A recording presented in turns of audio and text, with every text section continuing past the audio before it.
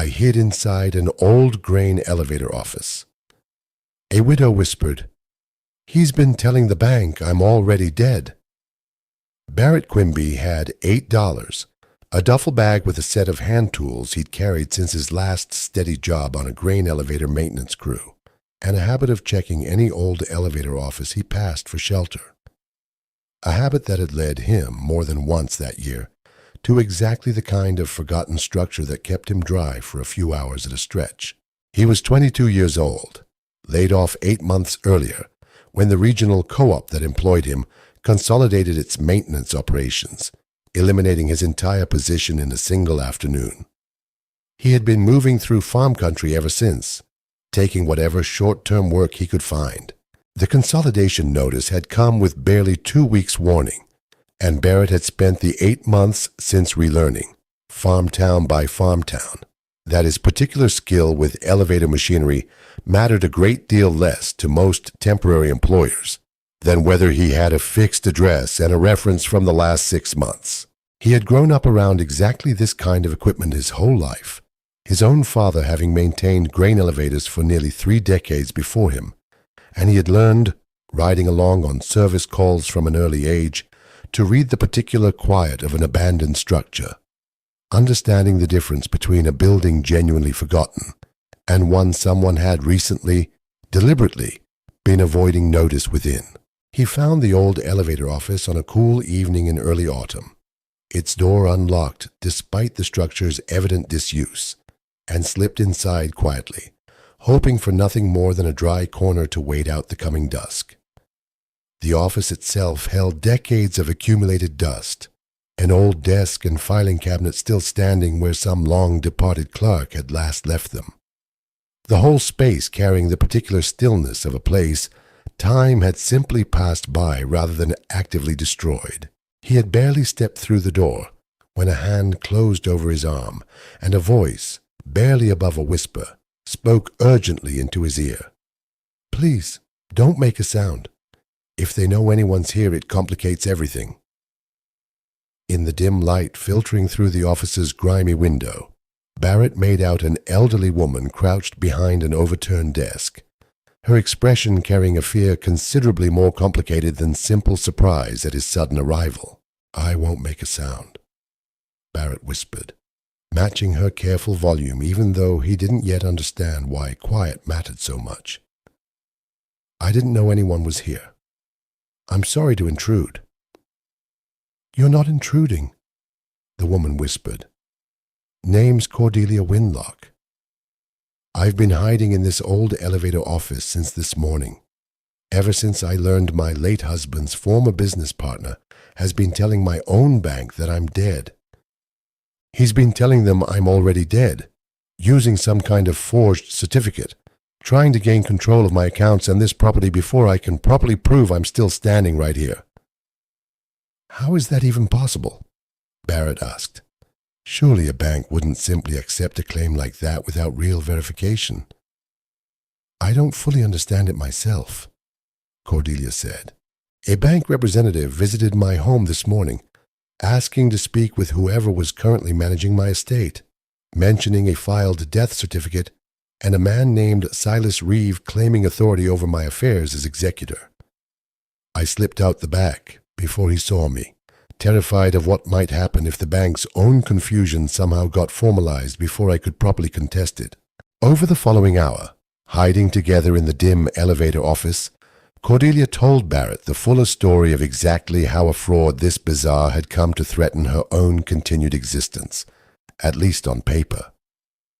Silas Reeve had been her late husband's business partner for over a decade, their partnership dissolving amid some bitterness the year before her husband's own death. Though Cordelia had never fully understood the depth of whatever grievance Silas apparently still carried. With her husband gone and the estate still working through probate, Silas had apparently seen an opportunity, forging a death certificate for Cordelia herself, and presenting himself to her bank as the estate's rightful executor, positioning himself to gain control of assets that, on paper, would have no other living claimant once Cordelia's own death was accepted as fact.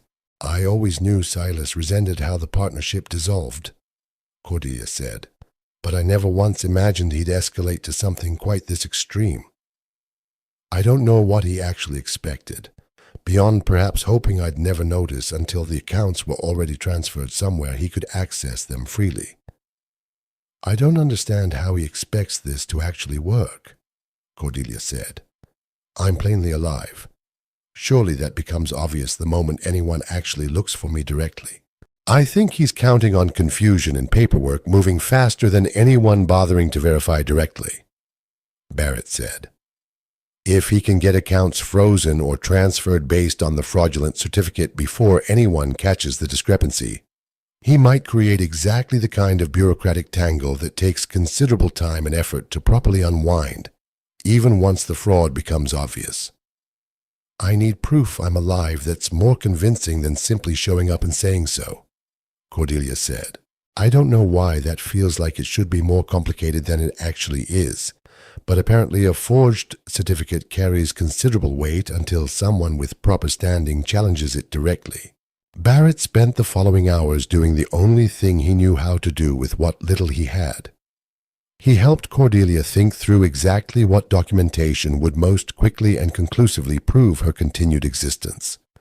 Understanding that hiding indefinitely wasn't a sustainable strategy against a fraud that needed to be formally countered rather than simply avoided. "Do you have a doctor you've seen recently? Someone who could confirm a recent visit with today's date attached?" Barrett asked. "Or any transaction, any receipt, anything with your own signature and today's date that directly contradicts whatever date this forged certificate claims?" "I saw my physician just yesterday for a routine appointment," Cordelia said. "I hadn't thought of that as useful documentation, but I suppose a dated medical record would be difficult to dispute." "That's exactly the kind of proof that ends this quickly," Barrett said. "A forged document claiming you died on some particular date becomes considerably harder to sustain against a legitimate medical record showing you alive and receiving care after that same date." They contacted a rural legal aid attorney the following morning, a careful man named Foster Cray, whose name Barrett recognized from stories he'd heard traveling through other farm counties, and Cray listened to Cordelia's account with evident alarm once he understood the full situation. "This is one of the more brazen frauds I've encountered," Cray told them. "A forged death certificate is a serious criminal matter, well beyond simple financial fraud. I'd recommend we move immediately, contacting both your bank directly and the county recorder's office to formally document that you're alive, and to demand an explanation for how a fraudulent certificate ever entered official records in the first place." "How quickly can we actually resolve this?" Cordelia asked. "I don't know how long the bank intends to treat my own accounts as though they belong to an estate rather than a living person." "Considerably faster than you might fear, once you're standing in front of them with proper documentation," Cray said. "I'll accompany you myself this afternoon. A bank confronted directly with the person they've been told is deceased tends to move rather quickly toward resolving the obvious contradiction." Cray accompanied Cordelia to the bank that same afternoon, her physician's dated confirmation in hand, and the bank's own branch manager, upon seeing Cordelia standing plainly alive before him, immediately froze all activity related to the disputed estate, pending a full investigation. The manager's own composure faltered visibly as he compared the fraudulent certificate's date against the physician's confirmation, the discrepancy plain enough that even a cursory review should have caught it long before the situation escalated this far. "I don't understand how this certificate was ever accepted in the first place," the branch manager admitted, reviewing his own file with evident embarrassment. "Our verification process should have caught an obvious discrepancy like this. I'll be escalating this internally immediately. I'd like to understand exactly what verification, if any, was actually performed before this claim was accepted," Cray said, his own tone carrying the particular firmness of an attorney building a formal record rather than simply accepting an apology. "My client deserves to know precisely how a fraud this significant slipped through whatever safeguards your institution claims to maintain." The county recorder's office, once formally notified of the fraud, traced the forged certificate's filing directly to Silas Reeve's own submission, confirming he had presented falsified documentation obtained through means the subsequent investigation would need to fully determine, but which left no reasonable doubt about his deliberate intent.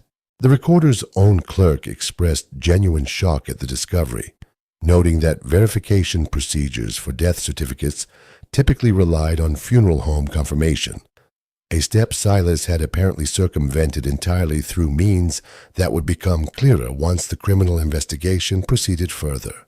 Silas Reeve was arrested within the week, the fraud investigation's findings leaving him with no viable defense once formal charges were filed.